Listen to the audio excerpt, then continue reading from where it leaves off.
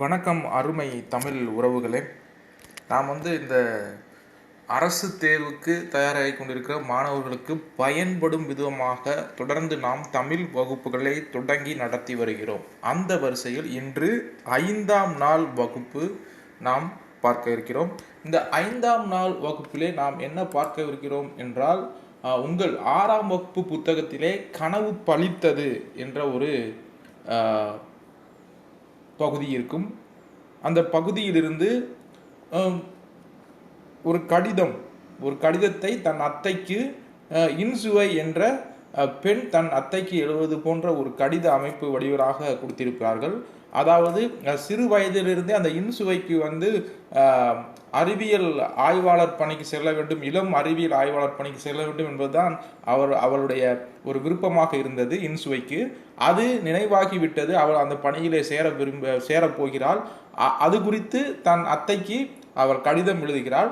அத்தையும் அவருக்கு இந்த இன்சுவினுடைய கடிதத்துக்கு மறு கடிதம், அதாவது உன் கடிதம் கிடைக்கப்பெற்றது, நீ நல்லபடியாக வேலையில் சேர்ந்து நல்ல நிலைக்கு வர வேண்டும் என்று அவரை வாழ்த்தி அத்தையும் மறு கடிதம் அனுப்புகிறார். அந்த அத்தை மறு கடிதம் அனுப்பும் பொழுது சில தமிழில் உள்ள அறிவியல் சார்ந்த விடயங்களை அவர் அந்த கடிதத்திலே குறிப்பிட்டு இருக்கிறார். அதை குறித்து தான் இந்த பாடமாக நமக்கு கொடுத்திருக்கிறார்கள். இன்சுவை எழுதிய கடிதத்திற்கு அத்தை எழுதும் மறு கடிதமாகத்தான் இந்த பாடம் இருக்கிறது. சரி, இது நாம் பார்க்கலாம். நாம் நுழையும் முன் என்று கொடுத்திருப்பார்கள். உங்கள் இந்த பாடத்திற்குள் நாம் செல்வதற்கு முன்னால் உங்கள் புத்தகத்திலே நுழையும் முன் என்று கொடுத்திருப்பார்கள். அதை நாம் சிந்தித்துவிட்டு இந்த பாடத்திற்குள் இருக்கக்கூடிய முக்கியமானவற்றை நான் இங்கே பகுத்தெடுத்து வைத்திருக்கிறேன். அவற்றை நாம் இன்று வகுப்பிலே சிந்திக்கலாம். சரி, இன்று நுழையும் முன் அதை பார்த்து விடலாம். தமிழில் இயல் உண்டு, இசை உண்டு, நாடகம் உண்டு, இவை மட்டுமல்லாமல் அறிவியலும் உண்டு. தமிழுக்கு அறிவியல் புதிதல்ல. அன்று முதல் இன்று வரை அறிவியல் செய்திகளை இலக்கியங்கள் வாயிலாக வெளியிட்டிருக்கிறார்கள் நம் முன்னோர்கள். இலக்கியங்கள் கூறும் செய்திகளை அறிவோமா என்று உங்கள் புத்தகத்திலே நுழையும் முன் என்று கொடுத்திருப்பார்கள். இவற்றில் நான் முக்கியமானவற்றை, அந்த கடிதம் போன்ற அமைப்பு உங்கள் புத்தகத்தில் இருக்கும், அவற்றை அந்த கடிதத்தில் உள்ள முக்கியமான சார அம்சங்களை நான் தொகுத்து இங்கே பாடமாக நாம் சிந்திக்க இருக்கிறோம். வாருங்கள், நாம் பாடத்திற்குள் செல்வோம். அதற்கு முன்பாக இதுவரை நமது சேனலை யாரும் சப்ஸ்கிரைப் செய்யவில்லை என்றால் தற்போது நீங்கள் நமது சேனலை சப்ஸ்கிரைப் செய்யுங்கள். இது போன்ற பாட வகுப்புகள் தொடர்ந்து நமது சேனலிலே, யூடியூப் சேனலிலே தொடர்ந்து அப்லோட் செய்யப்படும். சரி, வாருங்கள், நாம் பாடப்பகுதிக்குள் செல்லலாம். முதலில் நிலம், நீர், நெருப்பு, காற்று, ஆகாயம் என்னும் 5ம் கலந்தது இவ்வுலகம் என்பது அறிவியல் உண்மை. தொல்காப்பியர் தமது தொல்காப்பியம் என்னும் நூலில் இக்கருத்தை குறிப்பிட்டுள்ளார். மேலும் உலக உயிர்களை ஓரறிவு முதல் 6 அறிவு வரை வகைப்படுத்தியும் உள்ளார். பாருங்க, இதற்கான அந்த பாடல் வரியையும் நான் கொடுத்துருக்கேன் பாருங்க. நிலம், தீ, நீர், வளி, விசும்போடு 5ம் கலந்த மயக்கம் உலகம் ஆதலின் தொல்காப்பியம். இதைத்தான் அங்கே நிலம், நீர், நெருப்பு, காற்று, ஆகாயம் என்னும் 5ம் கலந்தது இவ்வுலகம் என்பது அறிவியல் உண்மை. தொல்காப்பியர் தமது தொல்காப்பியம் என்னும் நூலில் இக்கருத்தை குறிப்பிட்டுள்ளார். நிலம், தீ, நீர், வளி, விசும்போடு 5ம் கலந்த மயக்கம் உலகம் ஆதலின் தொல்காப்பியத்திலே இது குறிப்பிடப்பட்டிருக்கிறது. மேலும் உலக உயிர்களை ஓரறிவு முதல் 6 அறிவு வரை வகைப்படுத்தியுள்ளார். இதில் வினா இவ்வாறாக கேட்கலாம். நிலம், நீர், நெருப்பு, காற்று, ஆகாயம் என்னும் 5ம் கலந்தது உலகம் என்பதை குறிக்கும் நூல் தொல்காப்பியம். உலக உயிர்களை ஓரறிவு முதல் 6 அறிவு வரை வகைப்படுத்தியுள்ள நூல் தொல்காப்பியம். இல்லை என்றால் இந்த வரியை கொடுத்து நிலம், தீ, நீர், வளி, விசும்போடு 5ம் கலந்த மயக்கம் உலகம் ஆதலின் என்ற பாடல் வரியை கொடுத்தும் கூட இது எந்த நூலில் இடம்பெற்ற வரி என்று கேட்கலாம். அப்ப தொல்காப்பியம். அடுத்து பாருங்க, கடல் நீர் ஆவியாகி மேகமாகும், பின்னர் மேகம் குளிர்ந்து மழையாக பொழியும். பழந்தமிழ் இலக்கியங்களான முல்லைப்பாட்டு, பரிபாடல், திருக்குறள், கார்40, திருப்பாவை முதலிய நூல்களில் இந்த அறிவியல் செய்தி குறிப்பிடப்பட்டுள்ளது. இதில் பாருங்கள், அது கார்40 இடம்பெற்ற ஒரு வரி நமக்காக கொடுத்திருக்கிறார்கள் உங்கள் புத்தகத்தில். கடல் நீர் முகந்த கமஞ்சூல் எழிலி, கடல் நீர் முகந்த கமஞ்சூல் எழிலி, கார்40 இந்த வரி இடம்பெற்றிருக்கிறது. இதிலிருந்து எவ்வாறாக வினா கேட்கலாம் என்றால் கூற்று கொடுக்கலாம். முல்லைப்பாட்டு, பரிபாடல், திருக்குறள், காரணற்ப, திருப்பாவை முதலிய நூல்களில் கடல் நீர் ஆவியாகி மேகமாகும், பின்னர் மேகம் குளிர்ந்து மழையாக பொழியும் என்ற கருத்து உள்ளது. இதை கொடுத்து ஏதாவது ஒரு நூலை மட்டும் மாற்றி கொடுக்கலாம், கூற்று தவறு என்று நாம் சொல்வதற்காக. ஏதாவது ஒன்றை பரிபாடலுக்கு பதிலாக திருக்குறள், இவற்றைக்கு பதிலாக திருவள்ளுவம் மலை என்று கொடுக்கலாம்.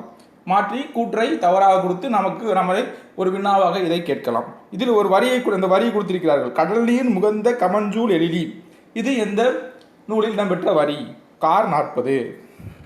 அடுத்து பாருங்கள், திரவ பொருட்களை எவ்வளவு அழுத்தினாலும் அவற்றின் அளவை சுருக்க முடியாது என்ற அறிவியல் கருத்து ஔவையார் பாடலில் கூறப்பட்டுள்ளது. எந்த ஔவையார் பாடல்? ஆழ அமுக்கி முகக்கினும் ஆழ்கடல் நீர் தாளி முகவாது நாள் நாளி.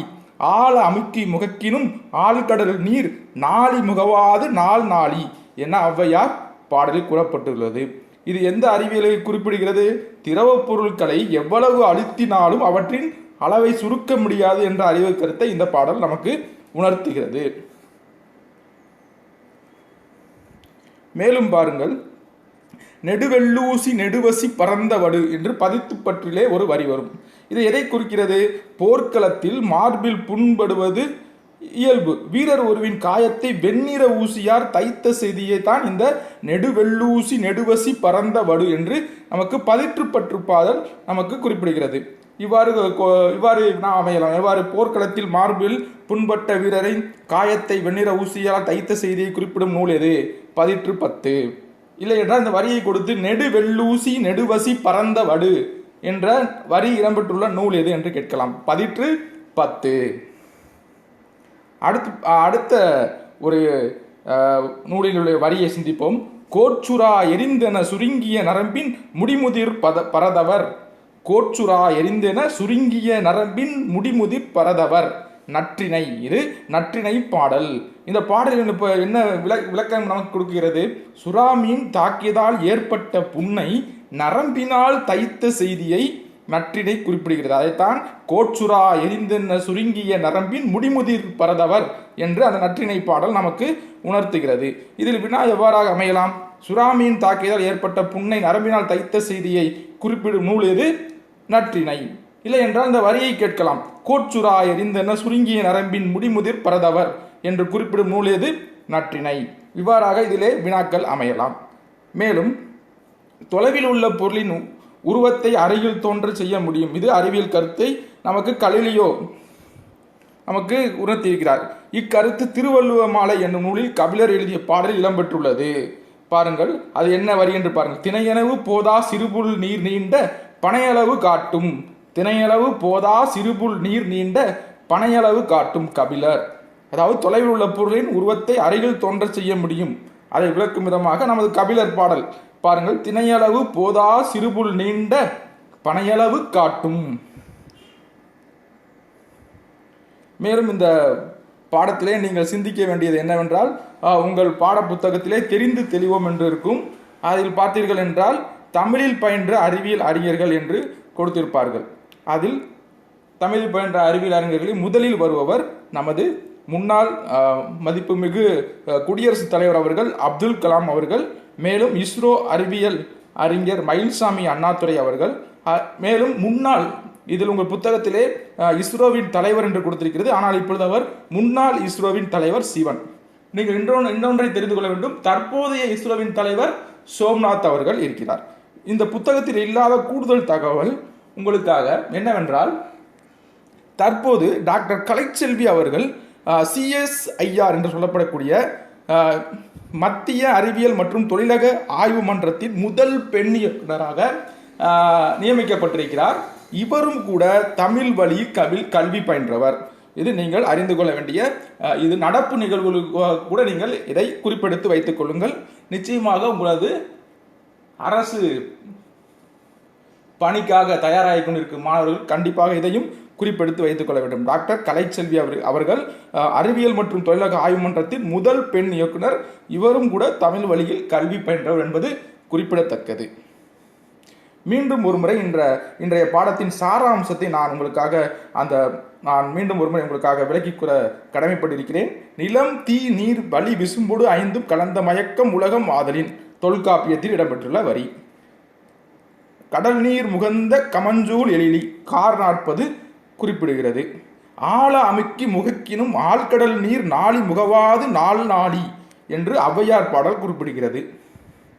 நெடுவெள்ளூசி நெடுவசி பரந்த வடு என்று 10 நமக்கு உணர்த்துகிறது. கோச்சுரா எரிந்தென சுருங்கிய நரம்பின் முடிமுதிர் பரதவர் என்று நற்றினை நமக்கு குறிப்பிடுகிறது.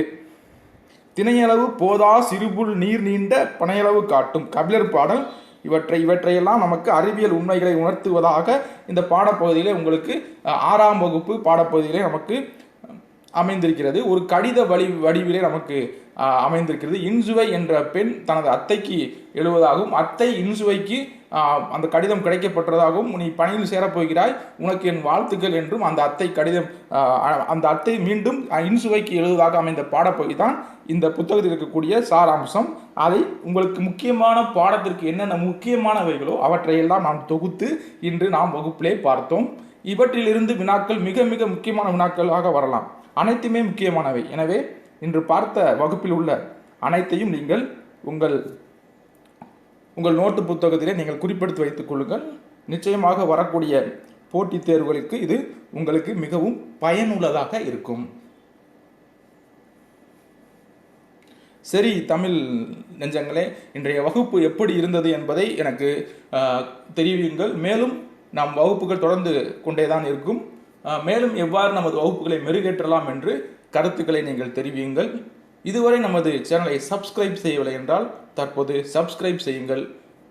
என்றும் உங்கள் அன்பு நண்பன் சீனிவாசன் இந்த வகுப்பிலிருந்து விடைபெற்று செல்கிறேன். நன்றி, வணக்கம். மீண்டும் மற்றொரு வகுப்பிலே உங்களை சந்திக்கிறேன். நன்றி, வணக்கம்.